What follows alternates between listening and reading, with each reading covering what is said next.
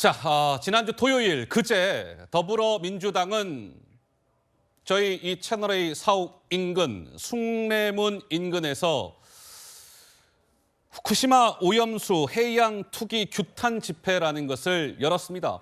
오늘도 많이 덥지만 그제 토요일도 정말 폭염이었습니다. 폭염에도 불구하고 후쿠시마 오염수와 관련된 대규모 장외 집회를 가졌던 것이죠. 이 자리에서 이재명 더불어민주당 대표 마이크를 잡고 이렇게 목소리를 높였습니다. 먼저 들어보시죠. 대통령이 무서워지고 있습니다.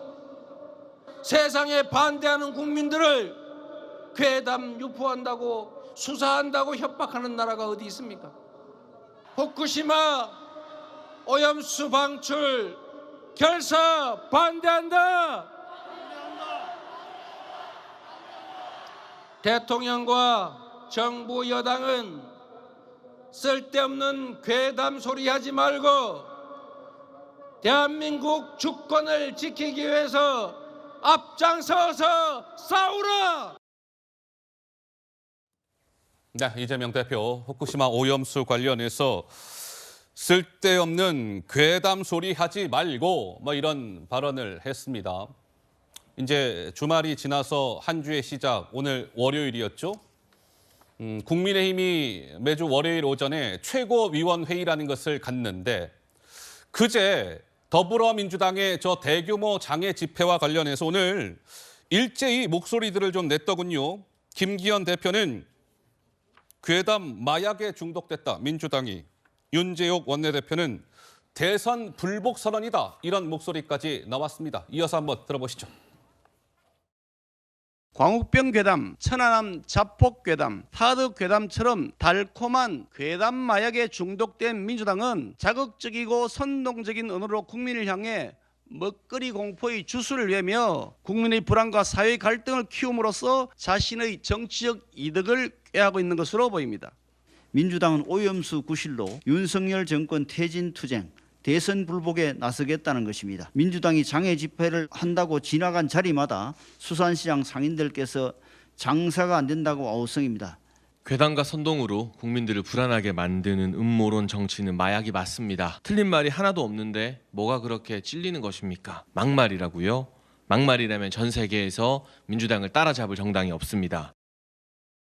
마지막에 장최고 목소리가 나왔는데요. 글쎄요, 오늘 국민의힘에서는 주말이 지나고 기다렸다는 듯이 오늘 일제히 지난 주말 후쿠시마 오염수 민주당의 장애투쟁 비판의 목소리를 냈는데 장최고는 지금 어떤 주장을 하고 있는 겁니까? 그러니까 저는 민주당이 정부 입장에 대해서 반대는 할 수 있다고 봐요. 야당이니까 무조건 정부를 따르라는 것은 아닙니다. 다만 지금 민주당이 장애 집회하고 괴담과 선동으로 국민의 공포심과 불안감을 자극했을 때 가장 큰 피해를 받는 당사자가 일본 사람들 아니에요. 그럼요. 우리나라 어민과 수산업자, 소상공인들입니다.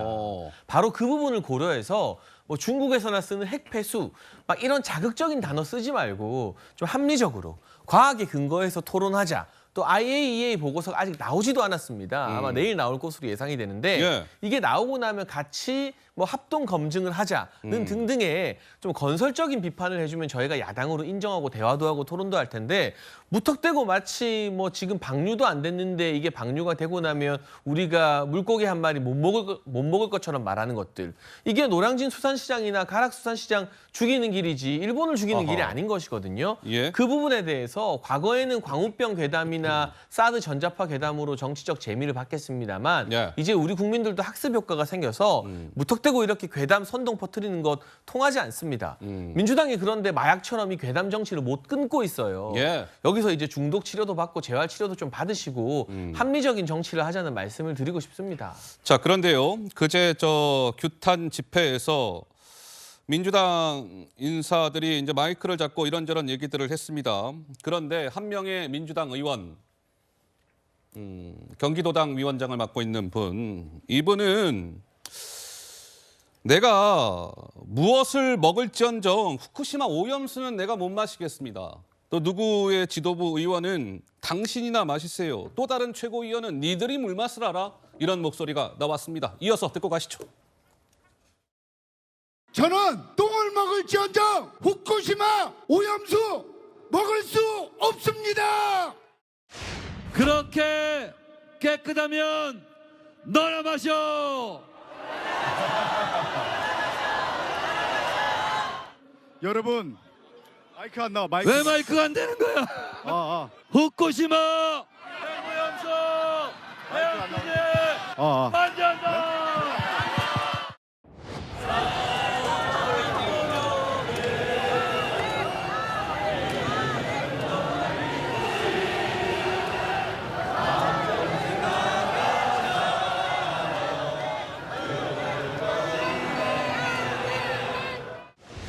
국민의힘 국회의원들에게 한 가지 묻고 싶습니다. 너희들이 물맛을 알아? 네, 임종성 민주당 의원 경기도당위원장인데 배설물을 뜻하는 무엇을 내가 먹을지언정 후쿠시마 오염수는 못 마시겠습니다. 정청래 최고는 당신이나 마시세요. 장경태 최고, 니들이 물맛을 알아. 뭐 이런 목소리들이 나왔는데요.